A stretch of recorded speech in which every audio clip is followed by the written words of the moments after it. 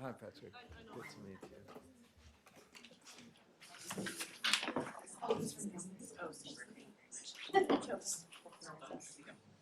All right, welcome everyone.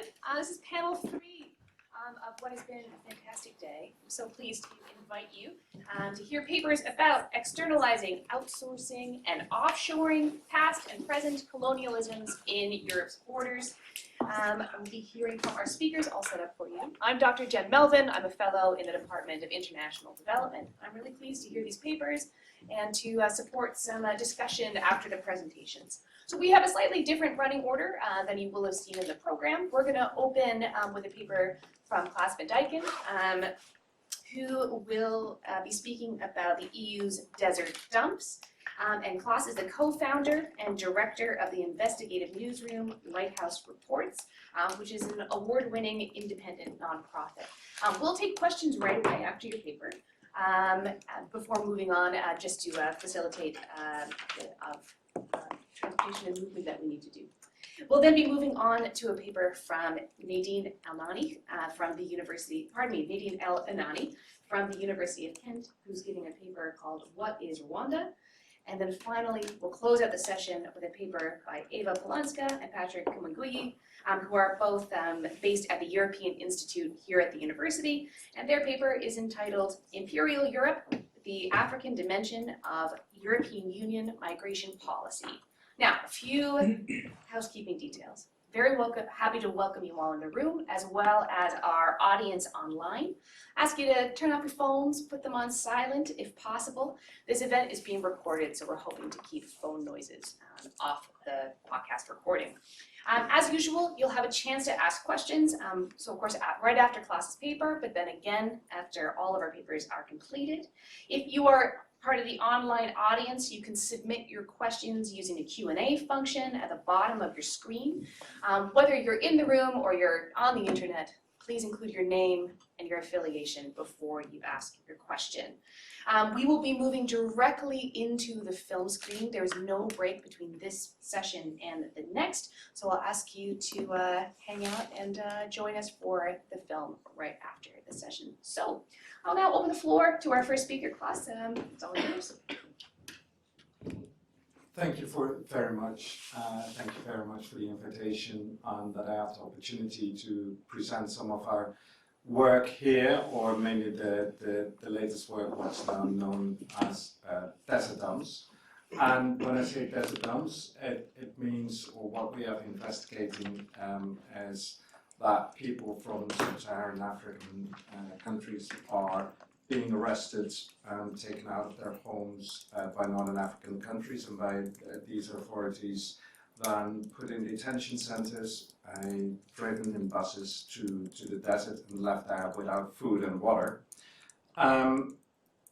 We have done that investigation together with, because this Lighthouse Reports, we set up international journalistic investigations, and we work together with media around the world. We've done this investigation together with Washington Post, The Spiegel, Intifada in Tunisia, ENAR in Morocco, and a couple of other media. It's in total we worked with more than 35 journalists for over a year on this investigation. But when we started the investigation, I wasn't really surprised by that this was happening, that people were taken to the desert and left there. It was more the industrial scale of these operations. It's a machine that's driven by cynical politics and racial profiling in all the 3 countries that we investigated, Morocco, Mauritania, and Tunisia. I will give some examples on how the system works, what Europe knows about it, and I would like to end with the words of a man that we interviewed for this investigation. When we followed the paramilitary forces in Morocco for days documenting their operations, it was hard to capture the actual arrests that they made. This is what I begin to understand. They have white vans parked at strategic spots in coastal cities like the capital Rabat, where there are black African communities living.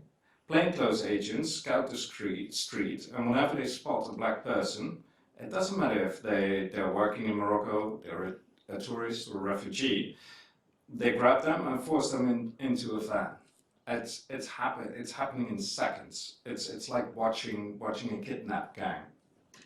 In Mauritania, it works exactly the same. There are people that end up there, the people they end up in detention centers, women and children included. International organizations, they are denied access to these cells, but Spanish security forces are allowed to photograph detainees and receive lists of names of people to be expelled to Mali, where there is an active war going on with Al-Qaeda-linked groups. 2 or 3 or sometimes even more buses a day arrive at, oh, not a day, sorry, a week arrive at these places where they leave people. Until about 18 months ago, Tunisia wasn't dumping people on this scale, but they caught up pretty quick after they signed a migration deal with the EU. When we had to film most of the operations in Morocco and Mauritania ourselves, in Tunisia there was plenty available online or provided by organizations like Refugees in Libya. The Tunisian government was undeniably dumping people in the desert. Even the European Commission couldn't deny this. What they do deny is that the EU funding vehicles, equipment, training and security forces contribute to these illegal operations. And like I said before, it took us a year and a big group of journalists to and people and civil society organizations to prove them wrong. And we were able to prove that the systematic scale of these practices. The operations, they have been known in Brussels and other European capitals for years. They were and still are willing participants in a system that targets people based on the color of their skin. A system that leads to kidnapping, torture, sexual violence, displacements and death. It's also a system that destroys any progress made on integration of migrant workers into North African economies. These European denials are not longer credible. Francois, a 38-year-old musician from Cameroon, he knows the system from inside out. He told us, and it's quite a long quote, but it's one that I will always remember, "I think what's happening in Tunisia isn't responsible. The EU doesn't like us. Immigration has always existed. Why is the sub-Saharan man seen as garbage?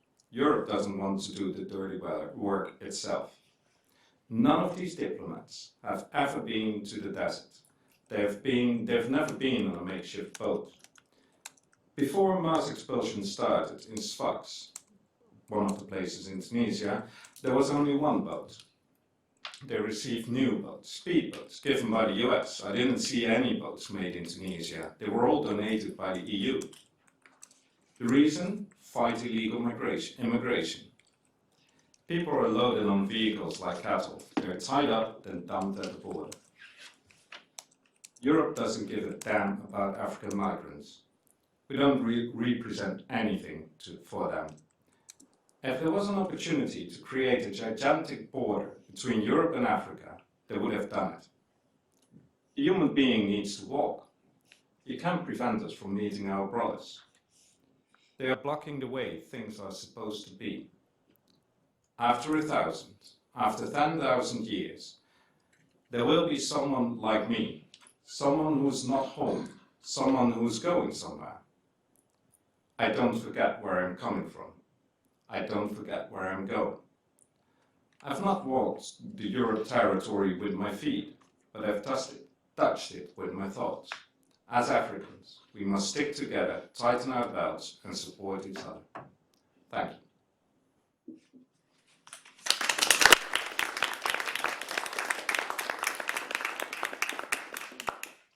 Thank you very much for that powerful paper. And I expect it's going to inspire quite a bit of discussion and questions. I wonder if anyone has any thoughts around the room that you'd like to start us with. Any questions or whether it's the material or the methodology. Okay.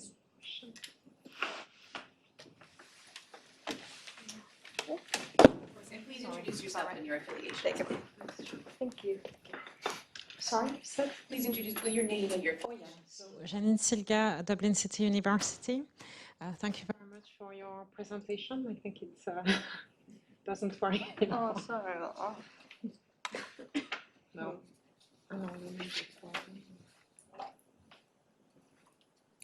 Bad tech. Yeah, probably battery. I think maybe it's bad tech. Okay. Sorry. No problem. Can you try and see if they can hear you? Yeah, no problem. Thank you. So thanks for your presentation once again. So you mentioned those people, some people that were expelled to Mali, returned to Mali, and you mentioned also this man from Cameroon, apparently. I wanted to ask you about the way in which those expulsions were carried out. So are there any procedures or processes that are followed, any rules also to establish the nationality of these people? Because probably not all of them are, from Mali, so thank you. From my understanding, not really. So what we understood from what's happening in Mauritania in the detention centers there is that people's names are put on a list, and these lists that we obtained a couple of them, they are also shared with the Spanish and the French authorities, but we don't know exactly what they are doing with it. But it also, because we found a couple of people, and we interviewed a couple of people who were deported to Mali, despite they were coming from Guinea, and what and the names they don't really match. So there's no checks whether the name is correct or the nationality is correct. People. So people from Senegal will be deported to Senegal. Any other nationality in Mauritania, they will be just on to Mali. Thank you. I fixed it. What? Yeah. I'm sorry, this is quiet. Fine. Yeah. Emmanuel Ochiri from the European Network Against Racism. I just wonder, as you gathered data in Mauritania, Morocco, and Tunisia, in terms of the legal systems in these countries, and with this mountain of evidence, whether there's any chance at all. First, I'm not sure how the legal structures are, but whether there is any chance of litigation within these territories, or whether also the data you have could be used in some kind of a criminal liability proceedings at the level of the EU as well. Thank you. For the countries itself, I'm not aware that this is. It would surprise me if this is possible, but I haven't looked into that at all. But because of the way that the systems and the operations are carried out, it would surprise me if there are possibilities. For strategic litigations in Europe, for example, because they're partnering with this or know about it, we are always happy as Lighthouse to work with strategic litigators and to provide information where needed and wherever we can assist. Thank you. Other questions?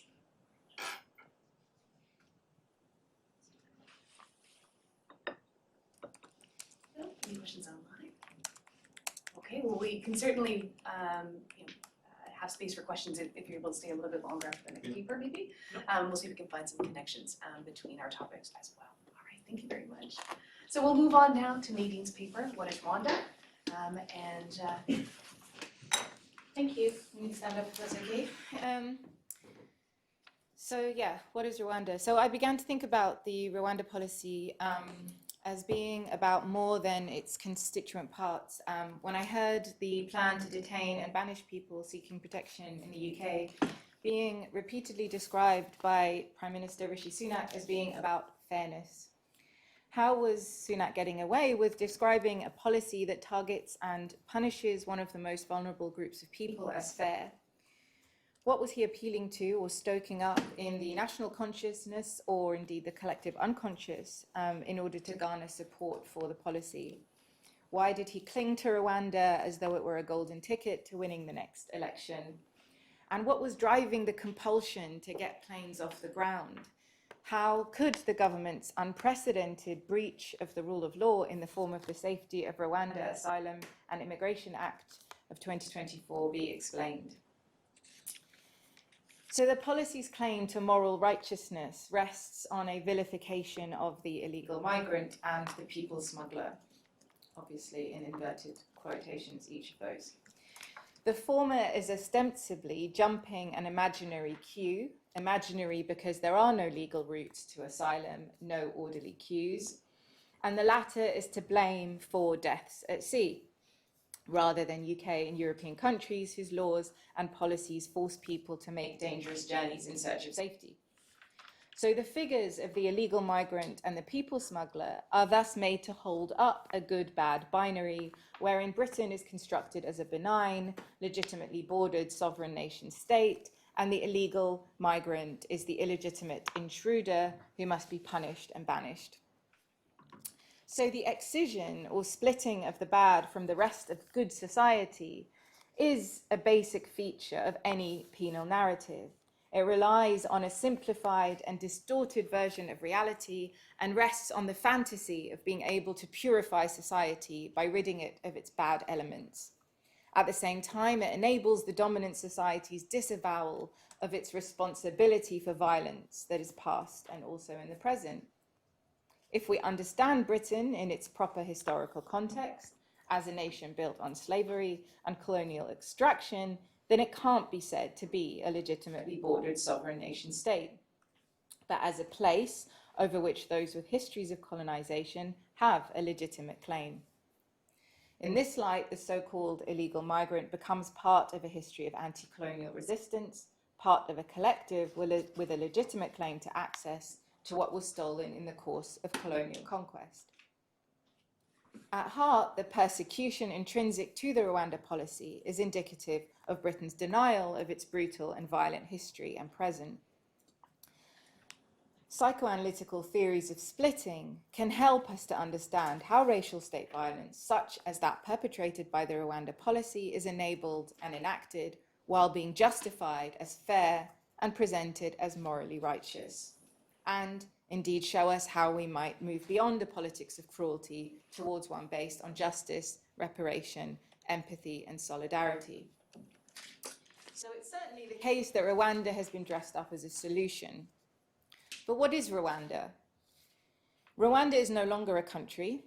It's not a specific place with a history or a people, a population of individuals facing the pressures of life, as all of us, and the pull of ambition and dreams. Rwanda has been made into a nightmare, a vision of exile, the last place in the world anyone would want to be. The government has waved a wand over Rwanda and turned it into a symbol, a spectacle, a room 101.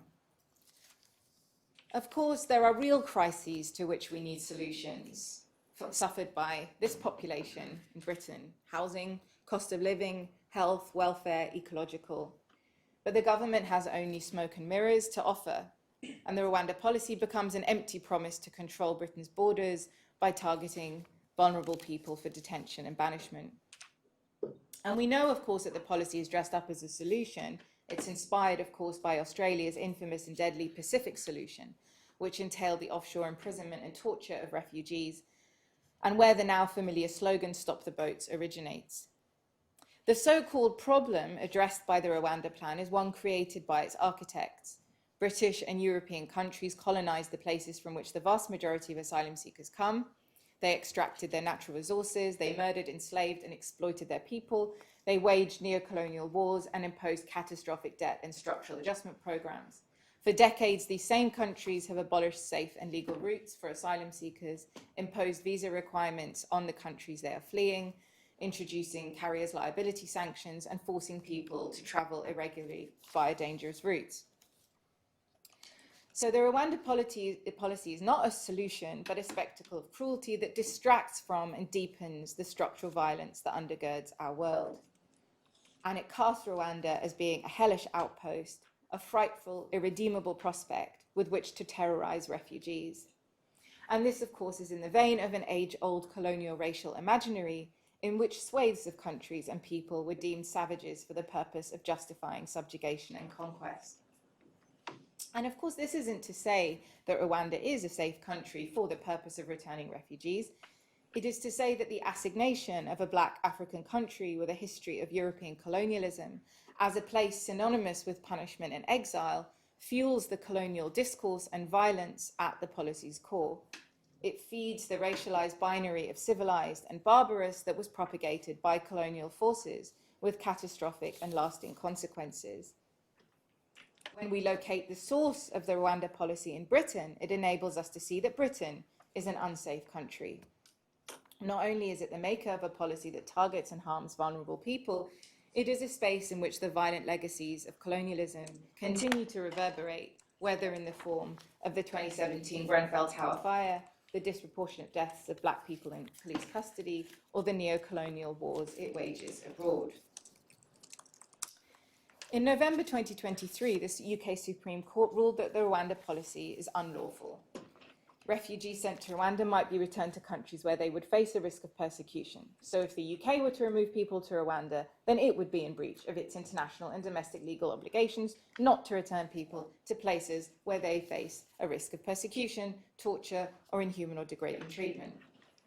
At the time, many immigration and human rights lawyers celebrated the judgment, of course, and were optimistic that the Supreme Court ruling meant the end of the Rwanda policy. But the government succeeded in legislating to nullify the effect of the court's judgment. The Safety of Rwanda Asylum and Immigration Act forces courts and tribunals to accept the government's determination of Rwanda as a safe country for the purpose of returning refugees. The Act is extraordinary and unprecedented in legislating for a fact. It states, "This Act gives effect to the judgment of Parliament that the Republic of Rwanda is a safe country." But no parliament can make Rwanda safe for refugees merely by saying it is so. Reality can't be conjured into being, nor is it fixed. To legislate for a fact is not only irrational, but a grave and dangerous departure from the basic rule of law, which requires legislative and executive powers to make decisions based on principles such as rationality and to respect the separation of powers, including the principle of judicial independence. What other controvertible facts might the government legislate next? As Ken Clark said at the time, essentially the act is akin to the government saying or legislating that all dogs are cats. The act knowingly contravenes UK human rights obligations. The Home Secretary, James Cleverly, opened the bill with the declaration, "I am unable to make a statement that in my view the provisions of the bill are compatible with the European Convention on Human Rights," but the government nevertheless wishes the House to proceed with the bill. The Act goes on to disapply several sections of the Human Rights Act 1998 in order to prevent the European Court of Human Rights from granting interim relief in the case of persons who are threatened with removal to Rwanda. After the House of Lords backed down on amending the bill late on the 22nd of April 2024, it was passed in the Commons. Hours later, 5 people, including a 6-year-old Iraqi girl, died attempting to cross the channel. When survivors were asked if the Rwanda scheme would dissuade them from trying again, one answered, "England is hope. I will try my luck." So I'm really interested in this question, why the government has been, I mean, of course, we're very used to the government being cruel, being murderous, being nasty in relation to the most vulnerable people in society, of which refugees, asylum seekers are one. But what is it about the Rwanda policy in particular that we have seen the government being so determined to push the policy through so as to abandon basic principles of law, so in the sense of being irrational even on its own terms? Of course, we know the law is violence, but even the law tends to operate within certain very limited human rights limits. And of course, we see the Rwanda policy going, essentially abandoning those and moving forward with the policy. So beyond signalling the government's callous and cynical short-term strategy of winning votes by stoking anti-migrant sentiment and deflecting attention from its role in deepening inequality and structural oppression, what does the compulsion to proceed with the Rwanda policy at all costs, whether humanitarian, legal, or financial, tell us? And how might the answer to this question help us to find a way out of the politics of cruelty and punishment, and one based on reparation, empathy, and solidarity? And here I want to draw on psychosocial theories. So the psychoanalyst Melanie Klein demonstrated that persecution and punishment are a psychic defense against depressive realizations. Now, depressive realization doesn't mean depression or sad feelings. In psychoanalytical speak, it means the recognition that a perceived aggressor is actually a complex and ambiguous whole. So it's a healthy position to reach, understanding each other as ambiguous individuals and not as either bad or good. And when we reach this position, that in turn enables the acceptance of one's own ambiguity and complexity. So Klein was interested in early mental and emotional development. Her theory is that infants start out as experiencing their primary caregiver not as a complex whole, but in a false manner, as split into two figures, one good, present and responsive caregiver, and one bad, absent and frustrating caregiver. And the infant's rage at the latter distorts its sense of reality, which becomes populated by persecuting figures, and to which it responds with fantasies of attacking, destroying, and eating them. The infant's incapacity to encounter objects as whole and complex results in the creation of a simplistic inner world wherein objects are split into either good or bad. Ideally, the infant will begin to apprehend external objects as whole, realizing that the separate good and bad objects it perceived were part of a complex whole. All along, a caregiver who was sometimes responsive, producing in the infant feelings of satisfaction and love, and sometimes absent, eliciting feelings of frustration and hatred. And once this depressive position is achieved, splitting ebbs, and the infant comes to a state of ambivalence towards its objects. So drawing on Klein, legal theorist Craig Reeves has identified the basic feature of the political world as splitting, the pervasive separation of good and bad, vulnerable and dangerous, and the corresponding unleashing of simplified one-sided emotional attitudes of love and hate, so that the political world is made over in the image of the infantile persecutory drama. Splitting is particularly observable in the penal system, as I mentioned earlier, which relies on separating the bad criminal from the rest of the good law-abiding citizens. This process is driven by fantasies of purifying the good and destroying or getting rid or controlling the bad elements of society. But of course, there's more at play in the splitting that's entailed in the Rwanda policy's punitive enactment. The policy serves to excise from the collective national conscience the role played by Britain's colonial identity and history in producing the figure of the illegal migrant. The result is a fantasy of Britain as a legitimately bordered and homogenous nation state, and of migrants as intruders. And this, of course, is a fantasy that UK immigration law has long worked to produce and sustain. The 1971 Immigration Act made whiteness intrinsic to British identity through the concept of patriality. Only patrials, those born in Britain or with a parent born in Britain, had a right to enter and remain in Britain. In 1971, such a person was 98% likely to be white. The 1981 British Nationality Act continued this process of racial exclusion by tying British citizenship to patriality. This served to cut Britain off from its colonies and to conjure Britain as a bordered, geographically limited white nation state. The Conservative Home Secretary at the time, William Whitelaw, said of the Act that it is time to dispose of the lingering notion that Britain is somehow a haven for all those whose countries we used to rule. The legislation was materially and symbolically significant. It created Britain as a territorially distinct nation state and asserted that the landmass and everything within it belongs to Britons, conceived intrinsically as white. The Act was not therefore an end to colonialism, but a further seizure of the wealth and infrastructure secured through centuries of colonial conquest. And the legislation served to erase from the national consciousness Britain's colonial history and its role in creating the phenomenon of the illegal migrant. Splitting means that the profound wound of colonialism and slavery can be denied and remains unrepaired. The violence has nevertheless been done and resides in disparate geographies, bodies, and psyches. Splitting is an attempt to contain and repress this intolerable content. It occurs on both sides of the rupture produced by colonialism. For the victims of racism and colonialism, as Jalil Akhtar describes, dismemberment manifests as acts of amputation, phantom limbs, splitting, torture, and even traumatic memories in a more concrete and graphic terms. Powerfully illustrated in Toni Morrison's novel, Beloved, which takes its inspiration from the story of Margaret Garner, an escaped slave who killed her daughter and attempted to kill her other children in a bid to prevent them from being returned to slavery. The pain of racism and objectification causes victims to dissociate in mind and body. In Black Skin, White Masks, Frantz Fanon, after suffering an experience of racism, writes, "On that day, completely dislocated, unable to be abroad with the other, the white man who unmercifully imprisoned me, I took myself far off from my own presence, far indeed, and made myself an object. What else could it be for me but an amputation, an excision, a hemorrhage that spattered my whole body with black blood?"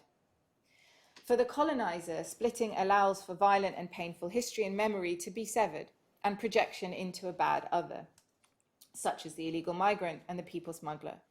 The people encapsulated by these labels, asylum seekers from southern countries, become a target for criminalization and banishment precisely because they challenge the process of splitting. Their arrival questions the idea of Britain as a legitimately bordered sovereign nation state and its assertion of exclusive white entitlement to wealth and resources accumulated in the course of colonial conquest. Illegal migrants are violently resisted because they might otherwise force Britain and other European colonial powers to confront the violent past they so vigorously deny, and of course, deny the legitimacy of claims to access and reparation. Speaking of the US context, James Baldwin alluded to the consequences of splitting for the oppressor. "You cannot lynch me and keep me in ghettos without becoming something monstrous yourselves." He expressed his terror at moral apathy, the death of the heart that he witnessed in white Americans in the face of the ill treatment of black Americans. "These people have deluded themselves for so long that they really don't think I'm human," he said. "I base this on their conduct, not on what they say. And this means that they have become, in themselves, moral monsters." Splitting requires a high level of vigilance. The appointed bad other must be constantly defended against, resulting in harmful behavior that is ratcheted up to maintain the condition of collective and self-fortification. The government's knee-jerk legislative response to the Supreme Court's ruling that the Rwanda policy is unlawful is an instance of such violent defensive behavior designed to maintain the split between the sovereign state and the bad intruder. Splitting leads to the adoption of the positions of absolute certainty, whereby external challenges are dismissed and the possibility of ambivalence or self-questioning is eliminated. When splitting exacerbates feelings of persecution, it can also become a gratifying experience. It allows for self-absolution and a feeling of safety and security. The taking of refuge in a distorted reality that releases the individual and the collective from having to take responsibility for past and present wrongdoing. Speaking about the Rwanda plan at the Stop the Boats conference last year, Rishi Sunak said, "It's devastatingly unfair on those who most need our help, but can't get it as our asylum system is being overwhelmed by those travelling illegally across the channel. We're responding with tough measures, but they are fair." Splitting entails the displacement of wrongdoing onto the bad other in this way, who is denounced and punished, producing a sense of security and moral righteousness. In an effort to stop the smugglers, a trade in human misery, as it's described, in reality, the Rwanda plan is a continuation of the state's forced transportation of racialized people with its origins in transatlantic slavery. For the historian Catherine Hall, a society must remember painful memories in order to come to terms with its own raced history. If it fails to do so, this past will haunt the social imagination and disrupt the present. But remembering is not an easy task. It requires the readmission of memories, a reckoning with colonial history and its legacies, and a reassessment of the distorted good-bad binary produced by splitting. It's a process that would result in material change. A re-evaluation of Britain's colonial history would lead to the disruption of racial capitalist structures that privilege some and oppress others, a realignment of power, and a redistribution of wealth and resources. What would it mean to collectively stop resisting a process of remembering and to turn and meet the illegal migrant rather than banishing them? What if we asked, what can we learn about you? And what can you teach us about ourselves? And I want here to turn to Ibrahim Abba. Ibrahim Bar has been labelled as both an illegal migrant and a people smuggler. He's a young asylum seeker recently convicted under the Nationality and Borders Act 2022. This legislation introduced the offence of illegal arrival and increased the maximum penalty to 4 years imprisonment. It also expanded the scope of the offence of facilitating arrival and increased its penalty to life imprisonment. The Act effectively criminalises the act of claiming asylum in Britain and has led to hundreds of people being prosecuted, convicted and imprisoned under the legislation. And one such person is Ibrahim Bar. Bar arrived in the UK in December 2022 as an asylum seeker from Senegal. He steered an inflatable dinghy carrying asylum seekers across the Channel from France. The boat collapsed and at least 4 people drowned. Bar was a teenager at the time of the crossing. His journey to Europe, during which he was subjected to forced labour, was treacherous and traumatic. The Immigration Enforcement Competent Authority considered him to have been a victim of modern slavery. On arriving in Calais, Bar found himself unable to afford the £2,000 cost of a place on a dinghy to the UK, and in exchange for agreeing to steer the boat, he was granted passage. On seeing how unsuitable and overcrowded the boat was, he refused to carry out his role. After being beaten and threatened with people who were armed with guns and knives, he boarded the dinghy. The night it set sail, it quickly began to take on water. Witnesses at Bar's trial described how he saved lives by steering the ailing vessel towards a fishing trawler so that terrified people on board could be rescued. He was trying his best, one witness said. Another described him as an angel for putting the lives of others before his. Bar, as the trial judge acknowledged, was one of the last to be rescued, continuing to help others after exiting the dinghy, including his friend Bar, who, as the judge said, tragically died before your eyes.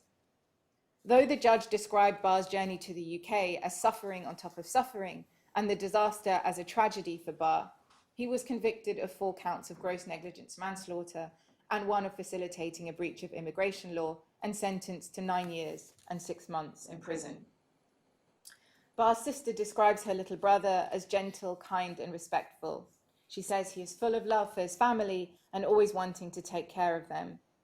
Meanwhile, the Home Office, following his conviction, posted Bar's mugshot on social media with the words, in caps, jailed, small boat pilot, above his image.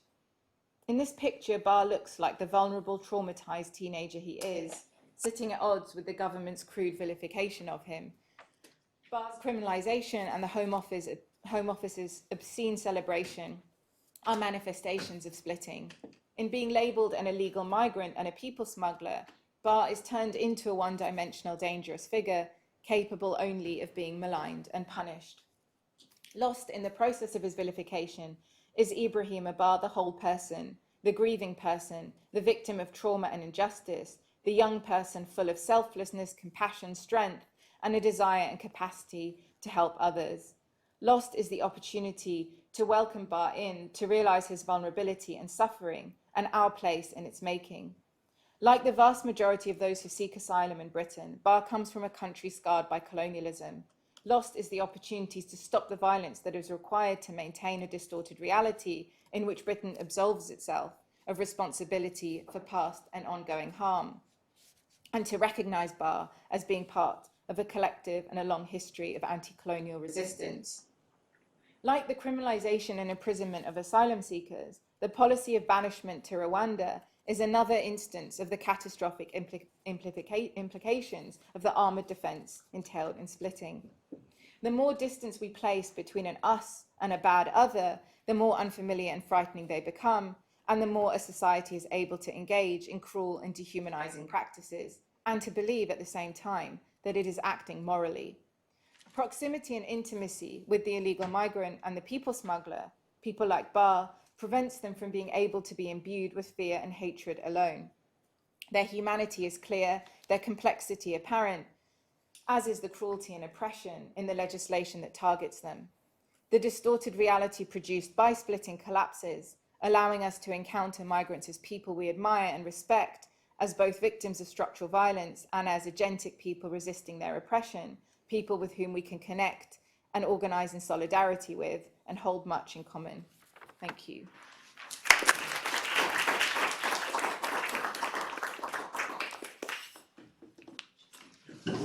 Great, thank you so much for that paper. We'll move on now to our final presentation, and then we'll group questions together to discuss all three of the papers.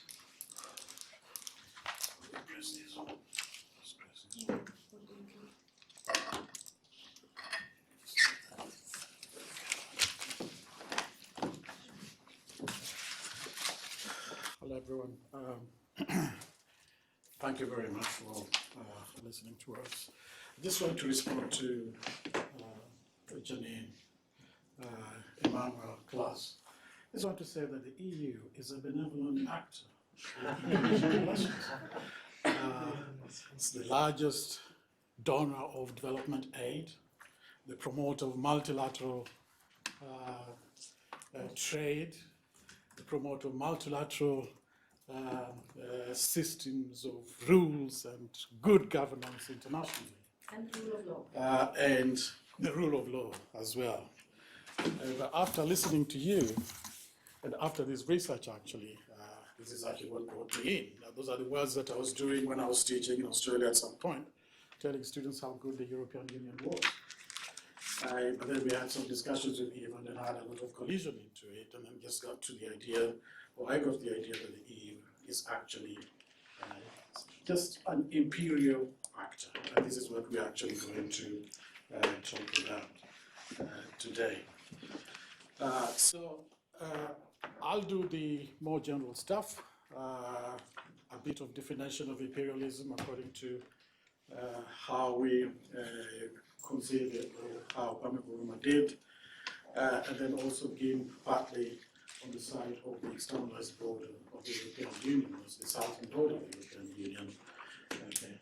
And here in particular, we'll look at what happens on the other side of this European Union border, which actually has well been articulated here in the other presentations, and what kind of impact has it got, which has also been articulated. So more or less we can treat this as a kind of recap to what is actually happening. And then we have case studies, but these case studies have also come in with different examples from all over. And then also think about the kind of relationship that is actually the EU migration policy is created by those people in Africa who are affected by it, and what it does tell us about the entity of the EU itself. So I'll do the general stuff, and Eva will do the more specific part of it. So we see imperialism on the basis of what Kwame Nkrumah actually said in his book, as a system of economic and political domination by foreign powers over the less developed countries, and also this dominance involves the kind of influence that's actually exerted through indirect means. You know, it's also variously been described here. It could be economic control, cultural influence, political pressure, etc. And it's not really, it doesn't have necessarily the direct military or administrative control. So we are saying that the EU migration policies perpetuate a form of economic and political control over the African people and African countries. And this actually shows a manifestation of, or depicts a manifestation of the same imperial dynamics of the past, where the powerful nations continue to shape the political and economic landscapes of the less powerful ones. In this particular case, for example, the African case. What's actually new here is to think about the structures that are actually doing this, what kinds of instruments are actually doing this. So indeed, the EU, as it were, in itself is a kind of pan-supra-national system, and is actually just simply doing exactly what the nations will be doing, which you are actually also talking about here. So this is, in a sense, it's just a group of countries coming and realizing that in particular. Also, we won't go into so much into this idea of like describing all this or defining all these different types of violences, because you see these are an outcome of all these kind of practice of the European Union. But we might actually just concentrate on one, and that is which one? Which will be which will come later on. Okay. Yeah, we gave it a title, migration policy, but what we are actually talking about is the broader system of border regime, of which migration is just a part.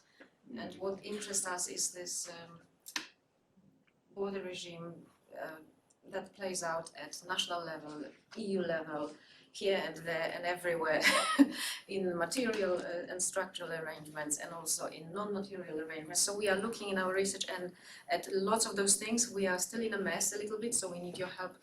We talked earlier about when we pull one thing, we go in this direction, we pull another, we go in that direction. So we are still there, but there is a lot of stuff to accommodate. You want to talk to me? All right, so I mean, just the idea is to actually also understand, the idea here is the way we would understand these borders actually. I mean, so it's not necessarily just talking about the border as that big wall that Klaas was talking about here, which somebody said, well, let's construct this border, but these are a mix of instruments, okay, it's a kind of regime with overlapping national, supranational practices and also authorities. Okay, they also involve various laws and policies and also actors, etc. Okay, and they also have some various types of non-material elements, including, just discourses themselves. I mean, just creating the mentality and in people, the kind of knowledge that is actually derived, the way we would understand all this, and all the procedures, values, and ideologies as well. Okay. So, we are interested in the African dimension, and we're calling it the EU southern border. And these, we can see it at very, very different levels. There's at continental level, we got at regional level, we also have bilateral level. Okay, so all these are kind of instruments that are actually realizing that. I mean, I wouldn't go into mentioning many of them, and also there's that particular element of other instruments, including the development fund and other funds or emergency funds that actually support these particular mechanisms. So could you move to the next one? Okay. So could you begin? So we are looking at the different agreements that Europe is pushing for. Europe, by Europe I mean the EU, with African countries, and as Patrick said, they have to take place at regional level, continental level.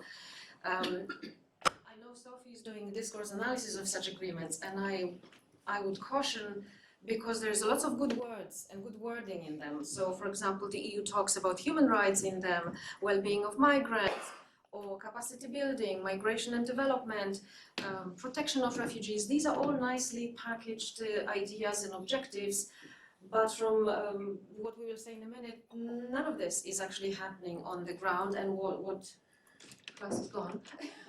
What he just presented simply denies all of this. So we also look at discourse of other people and at what's happening on the ground. Here's another example about Rabat process being about policy dialogue, enhancing dialogue and cooperation, common priorities or sharing of experiences, lots of things. EU has become really, really good at packaging itself and packaging its relationship with others and doing stuff that it does. For example, one of the, but this is a very common known thing, that, for example, when they regulate their relationships with African, Caribbean and Pacific countries, migration is actually one of the stumbling blocks, and has been for 20 years, right? That because Europe wants something different. Europe wants African countries to take its own migrants. African countries want their own citizens to be protected. But these, whatever the EU has, the regional level, we don't go into details, Article 27, like Janine did, but these are the so-called soft laws, they are not binding, but what is binding is the money that comes with it, right? Specific action plans, specific objectives that need to be designed and implemented by this state within this period, and here's the money, go and do it, right? So these action plans actually carry a heavier weight than the actual agreements or whatever it is, right? Can I just clarify something with regards to the Cotonou Agreement? The Cotonou Agreement is actually an aid package. This is supposed to be a development-oriented package, one that would give countries, some kind of resources to develop themselves, fight poverty, etc., and all other things. But it's actually being used for a completely different purpose here, all right? And even the conditions that are being given are actually, determined to that. It took, in fact, there was an extension, it delayed this Cotonou Agreement in terms of negotiation. I think it delayed, was it about 5 or 6 years or something before they got to something? Why? Because we're talking about this, all right? Migration. And as Janine explained this morning, it's no longer so much about political conditions, right? Where it used to be when Europe was telling everyone, you introduce democracy, you introduce free trade, then we talk. Now it's about take your own migrants, then we talk, right? So this is what has changed. Since the crisis that we are all familiar with, Europe got more frenzy about the African thing and building cooperations. Federica Mogherini, the former High Representative, a foreign minister of the EU, rushed to Africa to develop partnerships with Senegal, Ethiopia, Niger, Nigeria, Mali. Now they are mushrooming. There's plenty more these days, quite recent, and they are becoming more popular and coming with more money. All of this to limit mobility from sub-Saharan Africa, and as Klaas explained, it specifically, all those agreements, they target specifically black people from sub-Saharan Africa. So migration was conflated with, in discourse, with criminality, with the networks of criminal organizations, with trafficking, and this is how it gets established what actually African mobility is. It's a criminal act, right? Development aid investment was offered conditionally on the basis of stop migration first, and then we talk. Everybody who is anybody in Europe rushed to Sahel mainly, to West Africa. I agree with Yelena, there are no routes. They have agreements according to routes, but there are no routes. There's plurality of routes, but Europe kind of organizes people the way it likes. And discursively, the EU launched itself as a key player in the region, demanding African responsibility for, again, terrorism, trafficking, management of our borders, right? So mobility of African people was seen as a threat, illegality, terrorism, and security was given as a prerequisite for development. So this is a common language that all leaders who went there used. We think that this is we understand it as epistemic violence because it does cause harm. It delegitimizes African mobility of people who simply travel from A to B to meet their families, take up jobs, and it ignores the fact that 90% of mobility in Africa is local. Not everyone is on the way to Europe, right? So this illegality, terrorism dehumanizes people and turns Africans into threat. So this epistemic violence is also about lack of modernity on African soil. Those countries cannot possibly manage themselves. They do not have borders. If they have them, they are porous borders. States are kind of incapable. So all of this is invented linguistically, discursively, only to give Europe what Mogherini said, the reason to be there, right? Africa needs attention to be there for decades and centuries probably, so let's go and help, right? So this is a colonial thinking, right? Thinking about African mobility in terms of suspicion, criminality, people being dangerous. So this is what the EU is turning into, right? It's taking the kind of older traditions from its member states and implementing and kind of incorporating it into its own language, into its own thinking. We wanted naively to present a couple of case studies. We just came back from Morocco where we confirm exactly what Klaas was saying, but we don't have the industrial scale of things. We have snapshots of interviews with legal experts, with civil society, with migrants themselves, but we do not have the bigger Lost picture. my experience because I was taken in. A black migrant from Sub-Saharan Africa, right? So Niger, for example, was a place for a couple of years where Europe was very much interested in the kind of Rwanda, right? that the EU organized for itself.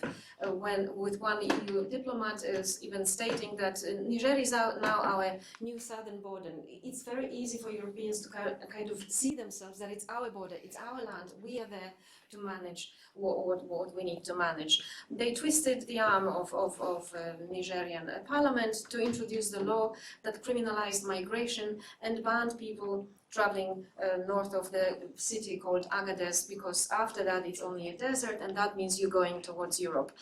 What's problematic is that Niger is in ECOWAS organization, a group of countries that have free movement between themselves. So if you travel, you don't really commit any crime, you just travel because you're free to move, right? So there is no trafficking as such. That's something like that. I mean, from a broader sense, actually, even when you're talking about free movement of people, when you look at these kind of laws that are actually being done or being constructed with support of the European Union, it's just discouraging that regional integration mechanism, which the EU itself, right, is a big beneficiary of, an example of it.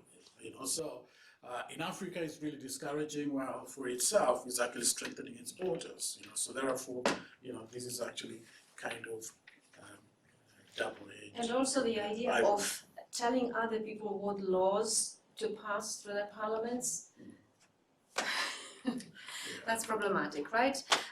Okay, the funding that Patrick mentioned, spent on EU border infrastructure, transport for border security, border checks and patrols, court hearings, internet provision to courts and trials of all migrants caught moving around. They were put on trial, put in prison. So all that money, all of that was sponsored by European money. Yes, this European money, and that money is actually called technical assistance and capacity building. And development. Development. Capacity building is really to develop that infrastructure that is actually going to advance this. So it's also problematic. I don't know who the drivers are, whether they're local people or whether they're sent from Europe, but the presence of vehicles with flags roaming around the African desert, like it was ours, well, kind of problematic. Economic violence, because we listed lots of different types of violence that are happening due to Europe's engagement and Europe protection of its borders. Development funding, the big sack of money, is not being spent on funding development. The vehicles that Klaas mentioned, we were not able to confirm it, but we rely on findings from think tanks and people who have been doing research for several years. Vehicles have been confiscated, even though they hospitality and transport in Niger constituted back then over 60% of national income. Policing and capturing people who were on the move also disrupted economic activity. And Agadez, which was a city of trade, suffered a lot because it lived off trade, lived off movement, lived off hospitality and people being on the go. Securitization of the region happened due to all this funding being spent on policing beneficiaries, security forces and detention industry. And also there are reports of EU funding ruthless militias like Coast Guard in Libya or Omar al-Bashir, who EU itself issued an arrest warrant for him, right? The Sudanese president responsible for war crimes, or rapid support forces who are known as Janjaweed, and they are also now involved in the war in Sudan. This in turn leads to the militarization of the region, which is a political violence on political authority in Africa, because it undermines the stability of the region, undermines the political authority of African states, right? Was it a success story that the EU engineered in Niger? The numbers plunged, but people in Morocco told us, yes, they plunged here, but then they popped up there. So routes change constantly depending on what's available. The figures were questioned. The International Organization of Migration did not have any data on The this. reality is the numbers are not plunging, the routes are changing, and the tactics of transportation are also changing. It was So also all things interesting to are talk to the going on. migrants in the region who said, no, these are not traffickers, they are transport people, business people, because they are not trafficking anyone. You pay them, you get a lift, right? Like you pay for a bus here or underground. So that's what they live off. Yeah, They and this provide- is what is actually very important for us to understand this, because when you go in the literature and also when you're going to all these agreements and the EU legal documents, they'll talk about targeting illegal or traffickers on the African continent who are business people involved in the transport system. When I take, I jump on Matatu, we call them in Africa, then we go to a different place. I'm traveling and that person cannot be termed to be whatever, he's just transporting me. He's not a trafficker of me because I don't have any arrangement with him. The trafficking itself takes place at the border. And we had this specific question, like when we were speaking to, Saturday, when we were speaking to some group of migrants who had been caught in Tangier, after Tangier, and they were pushed back to Morocco. So we asked them who was actually involved, because they are now stuck. They were pushed and sent back to some desert area in Morocco. And then, so who was involved? They said, no, we traveled, we came here with a Senegalese person, but he was not trafficking. He was just a businessman. But the person who trafficked, that was involved in that trafficking, was actually Moroccan.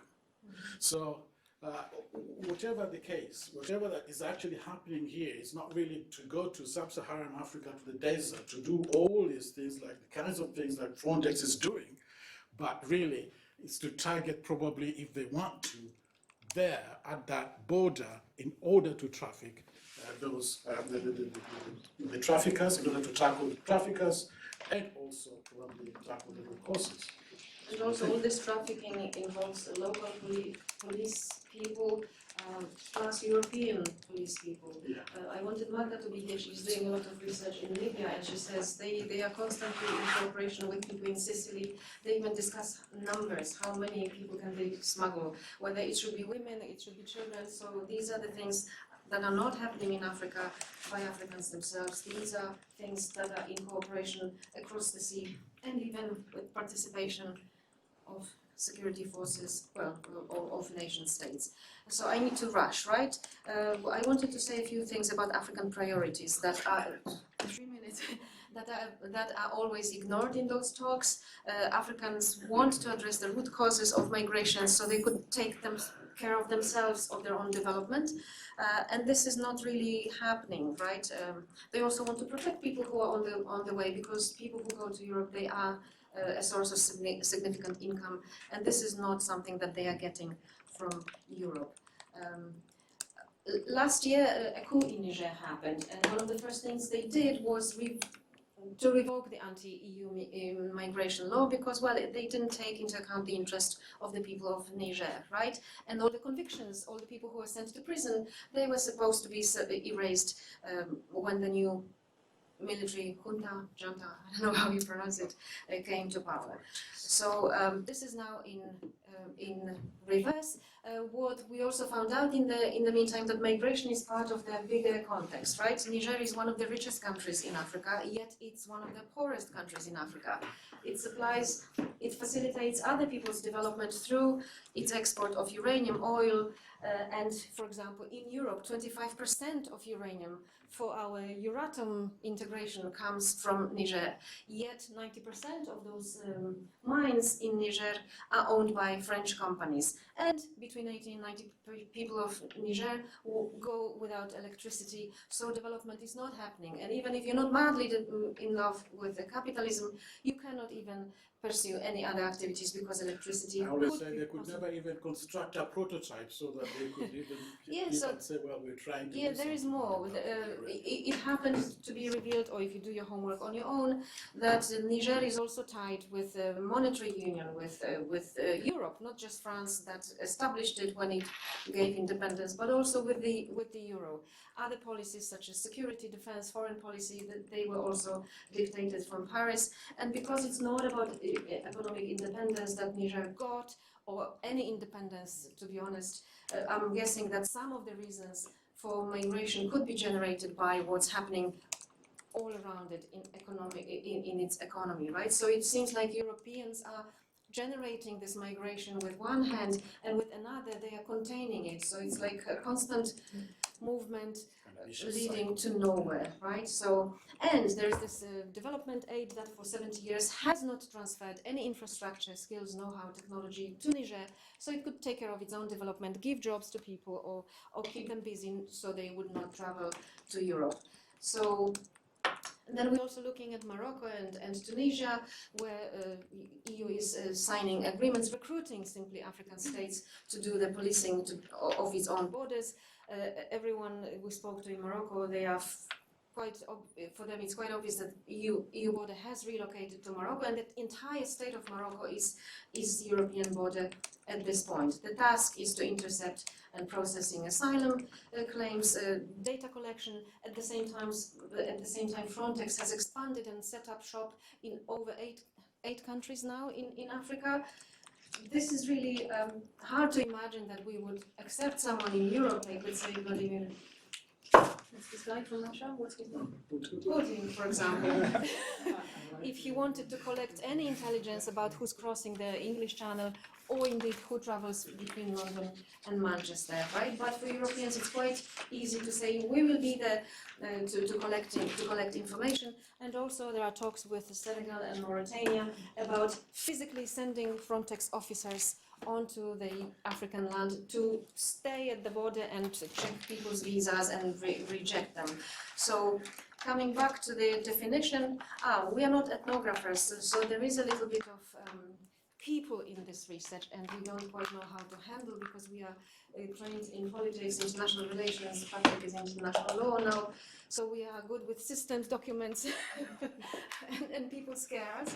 We don't know how to go about this, but there is definitely physical violence happening. Everyone confirms this, systemic violations of human rights. But what we want to conclude from this, that all this violence happening at many different levels, epistemic violence, political violence on African sovereignty, physical violence against the people, they are all setting up relationships between the EU and Africa. And what I'm personally interested in, what they are telling us about the EU, the nature of the EU itself. So we started with Kwame Nkrumah, who said that, well, it's about influence exerted through all those different means.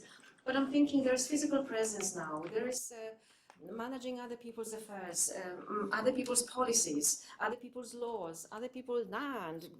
So to me, it looks more like colonialism, not like imperialism. So maybe we have to revise that. And our conclusion is that this imperial or colonial logic that used to be in France or in other countries is now has now manifested at the EU pan-national level. You mentioned Euro-Africa. I very much believe that migration demonstrates or shows that Euro-Africa is in the making at the moment. That it's not externalization of borders. It's like grabbing the land and parliaments and the decisions of other people, exporting the norms and the rules and behavior, and making the two become one under the domination of Europeans. So this is what we are concluding, but it takes us in several directions, into EU identity, into the relations with African states. A lot of mess, I know, but thank you.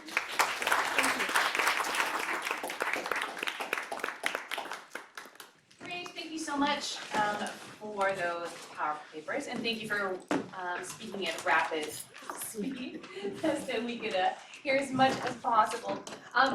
So perhaps if we have a little bit of flexibility, we can move 10 minutes into the next session, if that's all right, just so we have a bit of space and time for questions. You've given us so much to think about with regards to the patterns of colonial power and control, as well as the construction of borders, migrants, sovereignty, the nation-state, partnerships, and pathways. And I expect there'll be lots of questions around the room, both for Nadine's paper and for Patrick and Eva's. So would anyone like to ask a question, please? There's a microphone there. Sorry, I mean, it's just sort of brilliant. Sorry. Just like this way. You're good. Cheers. Thanks. Oh, there's just a brilliant panel, like, you know, a superb sort of investigation by Klaas. Nadine's paper was like such a, you know, brilliant summary of Rwanda, a really interesting analysis, and there's so much rich stuff in that last presentation. It's pretty incredible. So I think, yeah, just well done, everyone. And I think that the question I've got basically, or I guess for both the last two presentations, are kind of working with different sort of theories of imperialism and colonialism, right? Yeah, and Nkrumah was the sort of thing that came to mind about exporting social crises. Europe's exporting of social crises into Africa, and that kind of, you know, is it that that is something beyond a kind of Leninist interpretation of sort of, you know, imperialism, or is it that this is actually possible because that economic imperialism exists? So that's what gives you the power to then export crises in this particular way. So I just wanted to sort of ask around that. But yeah, I mean, it's very difficult to ask questions on these. I thought it was just a like really well-rounded. I haven't got anything to say, but honestly, it's brilliant. Thank you. Can you share your name and affiliation as well? Arsha at the University of Liverpool. Why don't we start there? That's a good question. Was that to me? I don't know what to say. I don't like any links to Lenin. I grew up in a communist country. It didn't work for us. I wouldn't like to go into that direction. But economic imperialism was the question that. Can you repeat the question? Well, I guess like Lenin's sort of conceptions of imperialism, as far as I understand it, is very much based on articulating the extent to which extraction of labour value and the balance of extraction of labour value causes wealth to go from the colony to the metropole, effectively. He uses different language, but you know. And so imperialism is then defined very strictly as a kind of economic relationship. And I guess then theories of colonialism and then after that coloniality stretch the kind of theoretical bounds of that power to include discourses and to include things that go beyond sort of the mere monetary to other material forms, and also then to discuss it unrepresentative forms, right? That's the way I understand it. So I was like trying to, because there's so much rich stuff there, yeah, it's about how you try, and I guess that's the question you're asking. I can't really provide an answer, but I just wondered if you sort of thought about, you know, the different sort of angles that you can. Yeah, I think just to respond to that, this is where we actually come in and start bringing in these ideas of the other conditionalities, actually. And it's actually based on economic terms and economic arrangements. To trade with the EU, you must do this, you must do that, you must do this, and you must do that. That's the idea of using, you know, those economic conditions in order to coerce and to achieve these other things. Actually, it's that perspective in which we might want to look at that. That's how I. And I would also add that it's not just about economic imperialism, right? Labor extraction and wealth and value.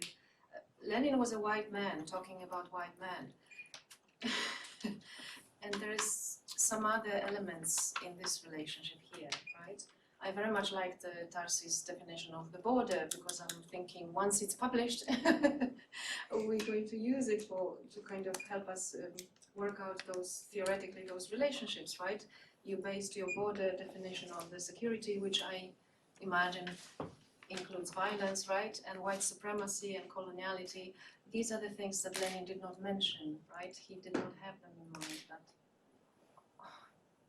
So this concept of whiteness or race or So there is more to it than. The other thing that's actually very important is to understand the dynamics of the negotiations themselves, for example.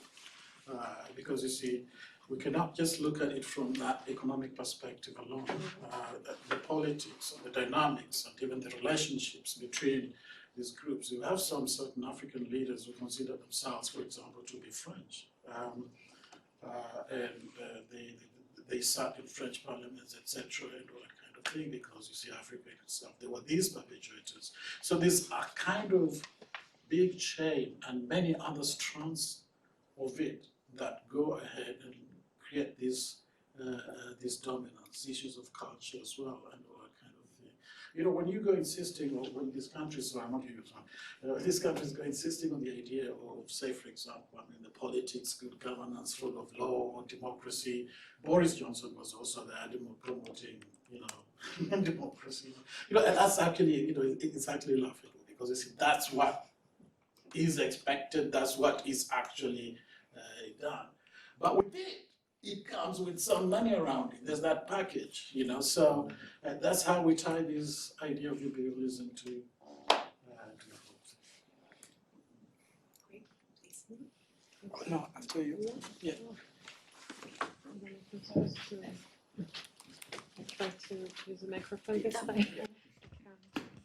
So Janine Silga, Dublin City University. So actually it's perhaps more of a comment, you know, from all the presentations that I've heard today and also the discussions that we've had.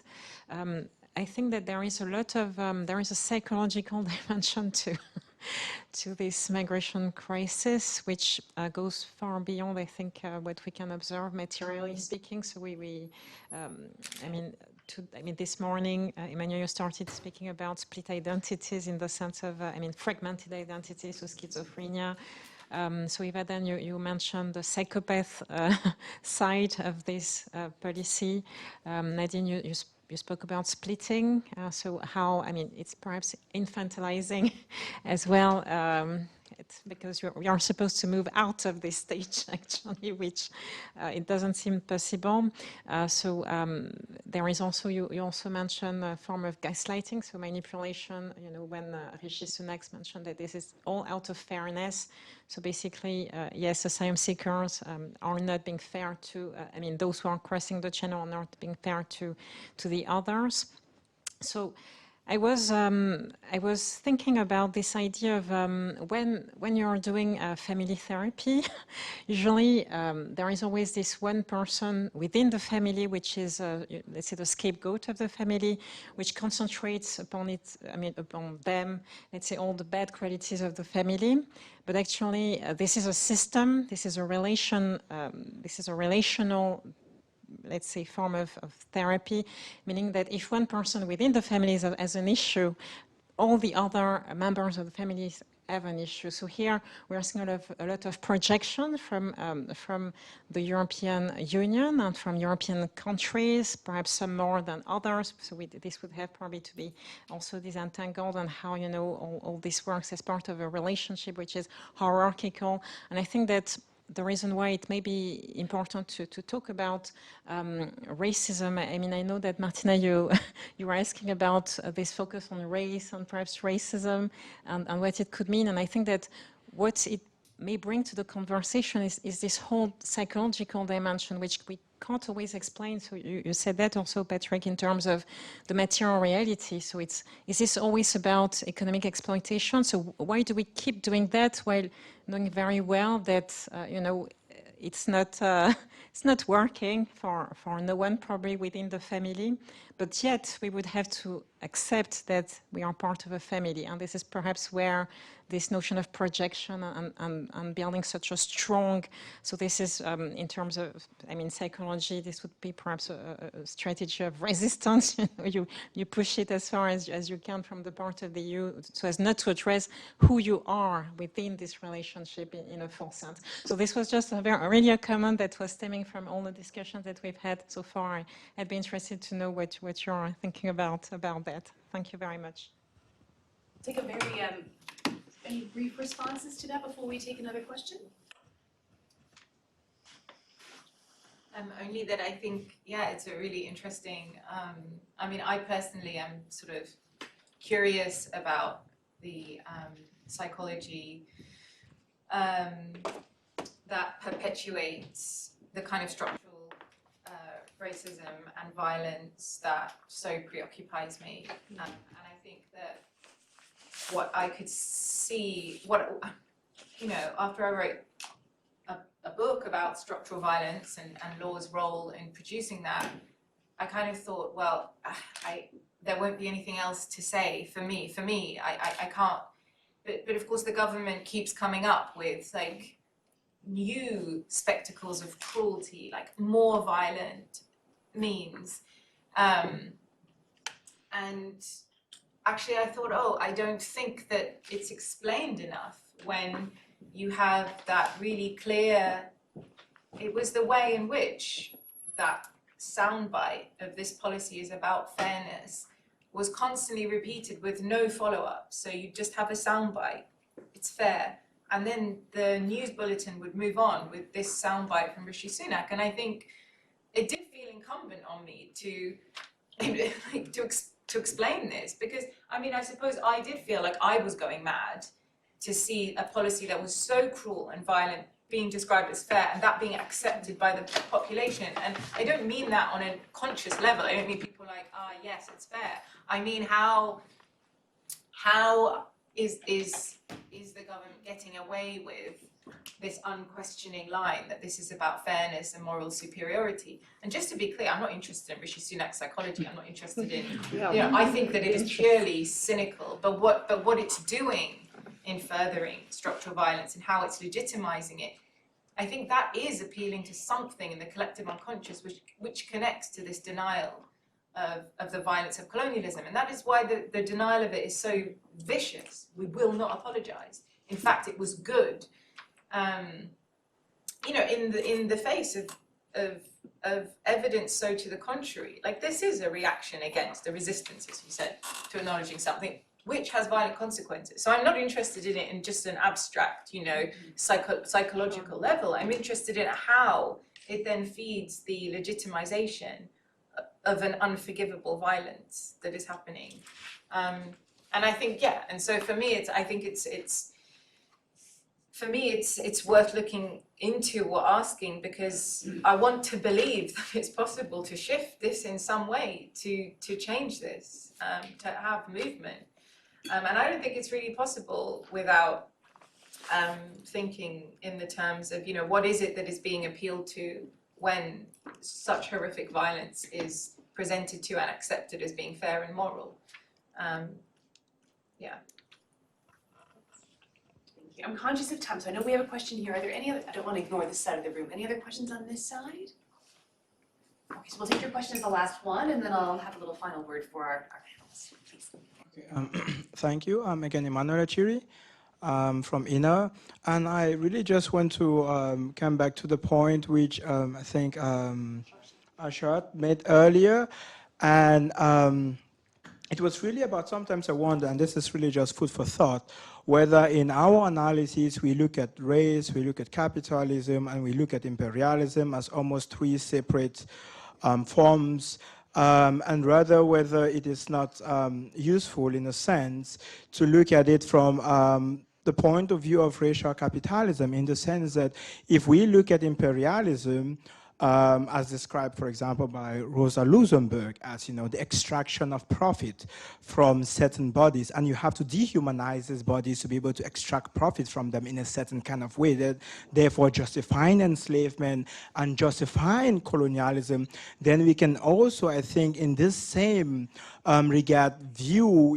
the EU's externalization policies or the new economic agreements, whether it is in terms of migration governance or however we want to define it, as another form of maintaining this profit that has been already extracted, and of course the continuous extraction of it. So in this sense, I don't think that Lenin's point, it's completely irrelevant here. I think it's actually quite useful that we see imperialism not necessarily only in terms of, because even when we talk about settler colonialism or other forms, it's about, at the end of the day, it's about profit. It's about generating something from these populations, and the racial aspect of it is really you need to dehumanize people to be able to get it in the way you want to get it. And I think that maybe applying racial capitalism as some kind of a framework, I think maybe helps bridge this gap between just an economic model or an imperialist model or a model that looks at structural racism. But there is a lot of work, for example, on not using the term racial capitalism. In these days, of course, there is. But you could also see some of Amilcar Cabral's writings, for example, on class suicide and how he really tries to deconstruct also how the petit bourgeoisie in the colonized, and you could say the petit bourgeoisie in the global majority today, are part of this, this structure in terms of when parliaments themselves are enforcing laws which are coming from the EU. This is a whole part of this petit bourgeoisie logic. So I would perhaps invite you to look at some of Amilcar Cabral's writings. There's a couple of others as well which we try to use in our work at ENAR on racial capitalism, which I'll be more than happy to share as well.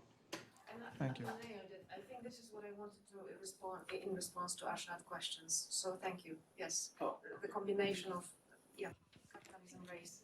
Can I just add, I think it's also really important what you say because it moves us towards a position of internationalism where we might think about solidarity and connecting struggles against this. And I mean, I think some of the most moving and successful examples of resisting racial capitalism have been mobilizations of workers' movements against settler colonialism. And we can look at examples of the Palestinian labor movement, for example, in relation to Israeli settler colonialism. Like some of the examples of successful mobilizing and the humanizing force of that has come through worker struggles in relation to settler colonial racial capitalist projects. And I think it's really important if we're thinking about moving beyond some of the violence that you really clearly set out in the paper, is thinking, well, how do we get to a point where we're connecting struggles internationally against what is clearly an international system of oppression? I think that's a great place. And thank you for your fantastic questions and for the wonderful presentations. I'm gonna ask you to put another round of applause to our speakers.